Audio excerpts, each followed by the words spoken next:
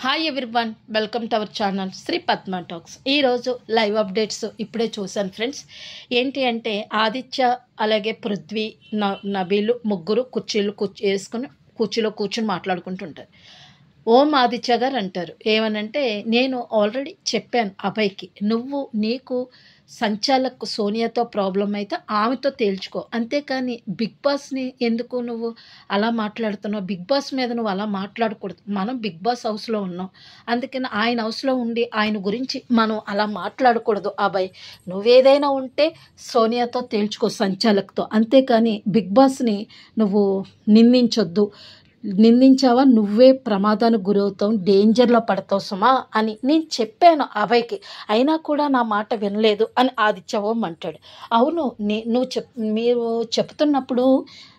చెప్తున్నప్పుడు నేను కూడా విన్నానన్నా అని నోబుల్ చెప్తా ఉంటాడు. అప్పుడు పృథ్వీ, అభయ్ అలా చేయకుండా ఉండాల్సింది, ఆ బిగ్ బాస్ని ఏమనకుండా ఉండాల్సింది అని పృథ్వీ అంటాడు. అని అంటారు. ఈలోపు అక్కడ టాస్క్ గురించి మాట్లాడుకుంటారు ముగ్గురు. అబ్బా, నిన్న అంటే పృథ్వీ నోబుల్ టాస్క్ ఆడతారు కదా, ఆ టాస్క్లో చాలా బాగా జరిగింది. అది చాలా బాగా ఎంటర్టైన్మెంట్ అయింది. అందులో మణికంఠ బాగా రన్నింగ్ కామెంటరీ బాగా చేశాడు. అందరూ డ్యాన్స్లు అవన్నీ చాలా పాటలు కూడా పాడించాడు బిగ్ బాస్ పృథ్వీతోటి. నిన్నైతే చాలా బాగా ఎంజాయ్ చేశాము అని ముగ్గురు అనుకుంటారు. ఎవరు?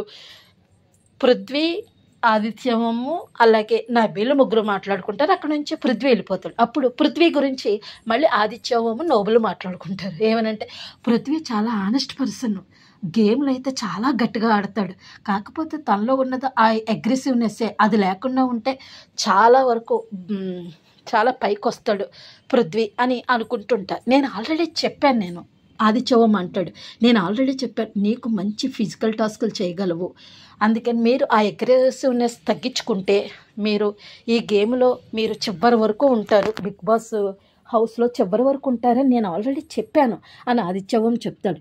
చెప్పిన అతను టేక్ ఇట్ ఈజీగా తీసుకుంటున్నాడు అని చెప్పేసి అంటాడు. అవును నేను చూస్తున్నాను, ఎక్కువ సోనియా నిఖిల్ తోటి అలా వ్యవహారం నడుపుతూ ఉంటాడు. నేను చెప్తున్నాను, నీ గేమ్ నువ్వు వాడు, నువ్వు మంచి బిగ్ బాస్లో టాప్ 5లో ఉంటావని నేను అంటున్నాను అని నోబుల్ చెప్తాడు.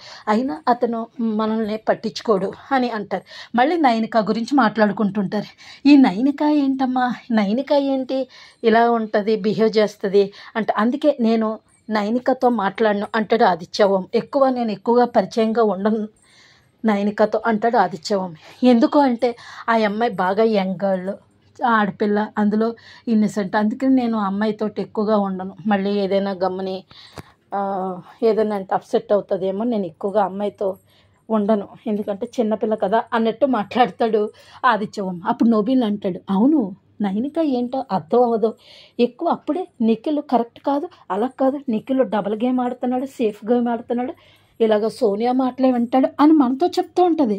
మళ్ళీ నిఖిల్ వచ్చినప్పటికీ మళ్ళీ అంతే, మళ్ళీ డౌన్ అయిపోయి నిఖిల్ నువ్వు చాలా బాగా ఆడుతున్నావు అని మళ్ళీ నిఖిల్తో చెప్పుద్ది.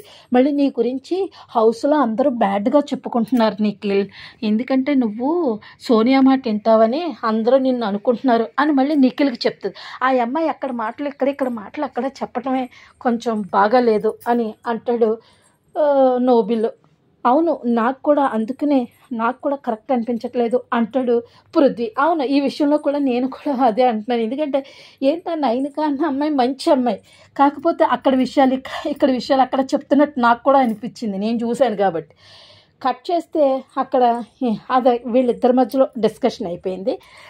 తర్వాత మళ్ళీ ఇంకో మాట అంటాడు, ఏమంటే ఆదిత్యవం, సోనియా నాకు సారీ చెప్పింది, నీకు సారీ చెప్పింది అంటే చాలా డిఫరెంట్ వేలో చెప్పింది సారీ అంటాడు ఆదిత్యం. అవునన్నా, ఎప్పుడు చెప్పింది నీకు అంటే, ఇందాక సీత విష్ణు మాట్లాడుకుంటున్నారు, అప్పుడు సోనియా అక్కడికి వెళ్ళింది. అప్పుడు విష్ణు అంటది, ఎందుకు ఈ హౌస్లో ఆయన పెద్దవారు కదా, ఆయన మనకి రెస్పెక్ట్ ఇస్తున్నారు, ఆయనకు కూడా రెస్పెక్ట్ ఇవ్వాలి కదా, వయసులో ఆయన పెద్ద ఆయన, నువ్వు అంటున్నావు, అది ఏం బాగాలేదు సోనియా అని విష్ణుప్రియ అంటది. అప్పుడు సీత కూడా అంటది, అవును నాకు కూడా నచ్చలేదు, ఆయన్ని మనందరినీ రెస్పెక్ట్గా పిలుస్తారు, మన దగ్గర నుంచి కూడా అదే రెస్పెక్ట్ కోరుకుంటారు కదా, మీరు అలా చేయకూడదు, నువ్వు అలా చేయకుండా ఉండాల్సింది అని సీత అన్నది. అంటే వీళ్ళిద్దరు అనుకునే డిస్కషన్ మళ్ళీ నా చెవిలో పడుతుంది కదా, నేను మళ్ళీ నెక్స్ట్ నామినేషన్లో మళ్ళీ ఆవిడ నామినేట్ చేస్తానేమో అని తెలుగుగా నా దగ్గరికి వచ్చి సారీ చెప్పింది అని చెప్తాడు ఆదిత్యవం.